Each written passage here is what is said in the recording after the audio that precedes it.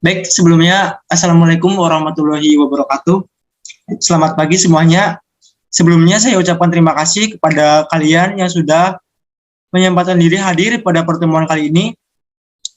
Ketemu lagi dengan saya di pertemuan kedua dengan materi psikotropika. Kali ini kita akan membahas mengenai evaluasi bahaya penggunaan senyawa psikotropika dan dampaknya terhadap kesehatan diri, lingkungan, dan masyarakat.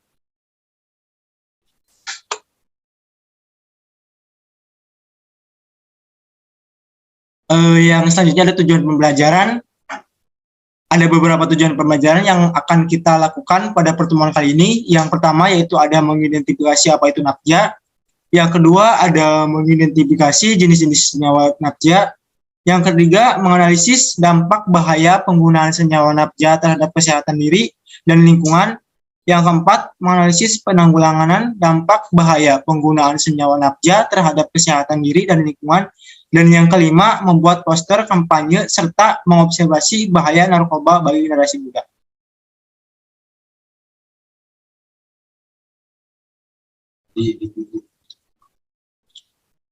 Tapi sebelum kita masuk ke pembelajaran, di sini Bapak ada sebuah video yang bersih mengenai pembelajaran mengenai materi psikotropika. Silakan kalian bisa lihat videonya terlebih dahulu. Bapak sudah share ke WA Group. Bapak beri waktu sekitar kurang lebih 5 menit untuk kalian menyimak dan memahami video yang telah Bapak sampaikan tersebut.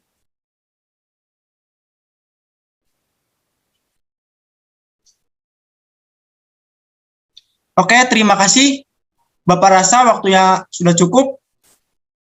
Setelah kalian melihat video tersebut, Bapak ada satu pertanyaan, apa itu nafja? Silahkan kalian cantumkan atau tuliskan jawaban kalian di kolom komentar mengenai apa itu nafja dan jenis-jenisnya.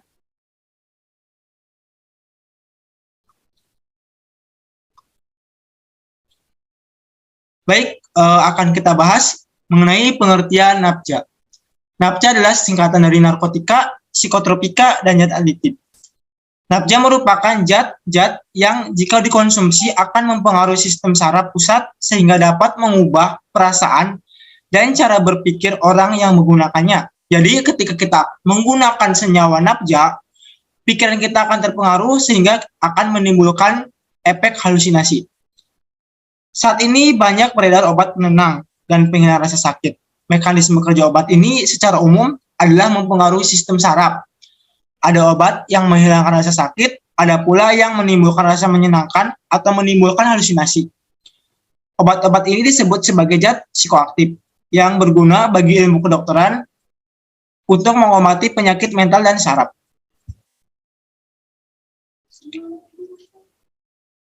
Yang selanjutnya yaitu ada istilah dari nafja.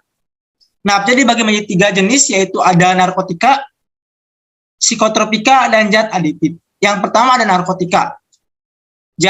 Narkotika merupakan suatu zat atau obat yang berasal dari tanaman atau bukan tanaman yang menyebabkan penurunan atau perubahan kesadaran, hilangnya rasa, dapat mengurangi sampai menghilangkan rasa nyeri, dan dapat menimbulkan ketergantungan. Yang selanjutnya yaitu ada psikotropika, yaitu zat atau obat, baik alamiah maupun sintesis, dan merupakan bukan yang termasuk dengan zat narkotika yang dapat menyebabkan perubahan terhadap aktivitas mental maupun jiwa si pelaku. Yang selanjutnya yaitu ada zat adiktif, zat atau obat yang dapat menyebabkan ketagihan, adiksi. Jika zat psikoaktif digunakan secara ilegal, akan menyebabkan masalah serius karena dapat mempengaruhi otak dan perilaku pemakainya. Penyalahgunaan zat psikoaktif ini dapat menyebabkan ketergantungan fisik yang disebut sebagai adiksi atau ketagihan. Yang selanjutnya ada jenis-jenis sebentar.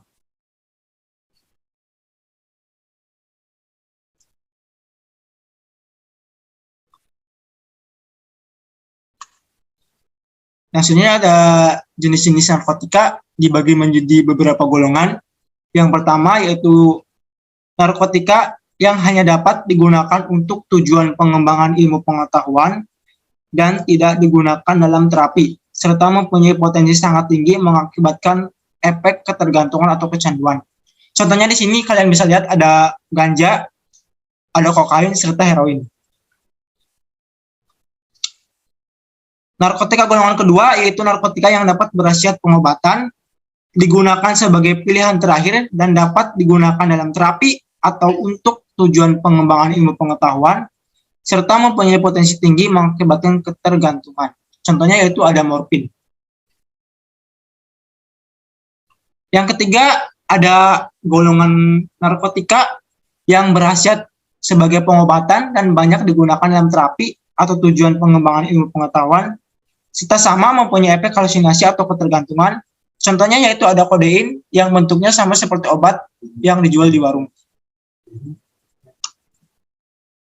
Selanjutnya ada beberapa jenis psikotropika. Dibagi menjadi beberapa jenis golongan. Golongan yang pertama yaitu psikotropika yang hanya dapat digunakan untuk tujuan ilmu pengetahuan dan tidak digunakan dalam terapi, serta mempunyai potensi kuat mengakibatkan sindrom ketergantungan. Contohnya yaitu ekstasi. Kalian bisa lihat di sini bentuk ekstasi ini sangat berwarna-warni ya. Bentuknya sama seperti permen yang dikonsumsi oleh anak-anak, sehingga kita sebagai orang dewasa harus berhati-hati dalam menyikapinya.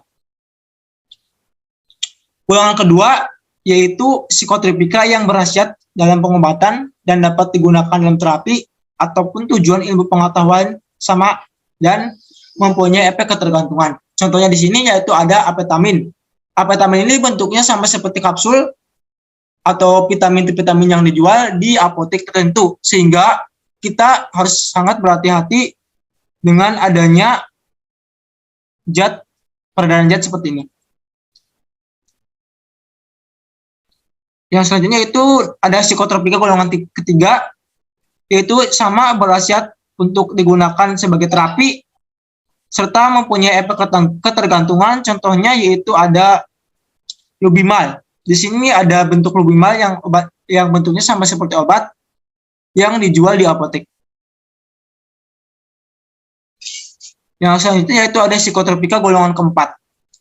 Golongan keempat ini merupakan golongan yang dianggap paling berbahaya. Kenapa? Karena golongan ini merupakan golongan yang mempunyai efek mempengaruhi otak sehingga dapat menimbulkan kerusakan otak dan mengakibatkan orang tersebut menjadi gila.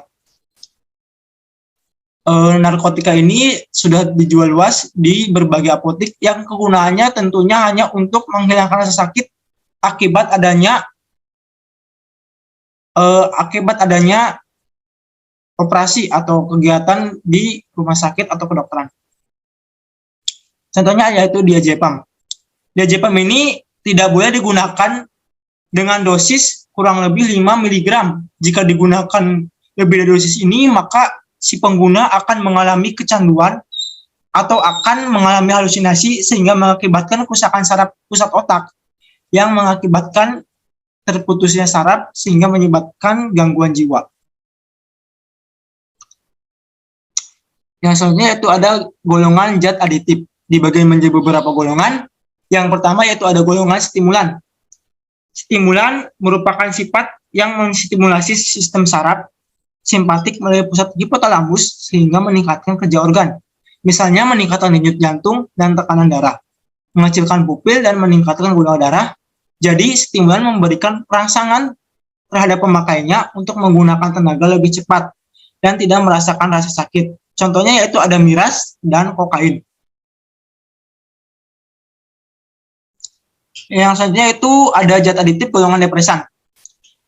Golongan depresan merupakan obat penghambat fungsi neuron dalam sistem saraf pusat. Obat depresan berpengaruh terhadap sistem saraf, yaitu dapat mengurangi kegiatan sistem saraf. Depresan terkenal dengan sebutan obat penenang.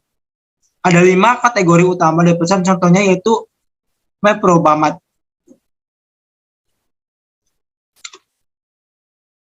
Zat aditif selanjutnya yaitu golongan halusinogen yang dapat mempunyai efek berhalusinasi.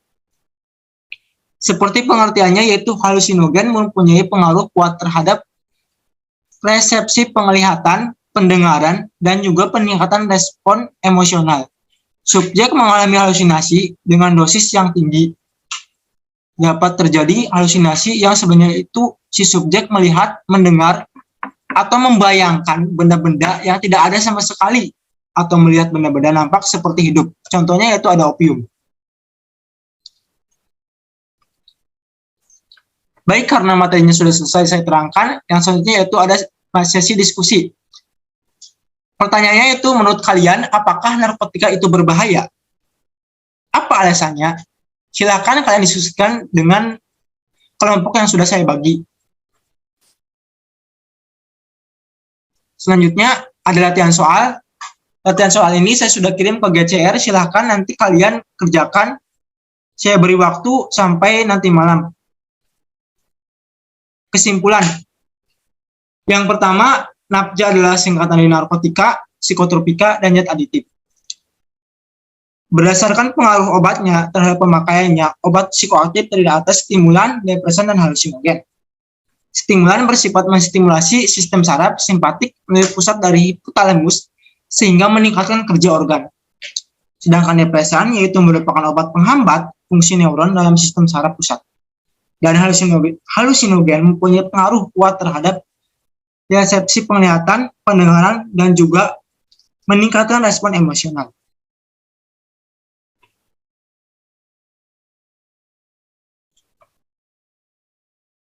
Mungkin cukup sekian materi yang bisa Bapak sampaikan. Untuk minggu depan kita lanjutkan dengan materi yang sama. Kurang lebihnya mohon maaf. Wassalamualaikum warahmatullahi wabarakatuh.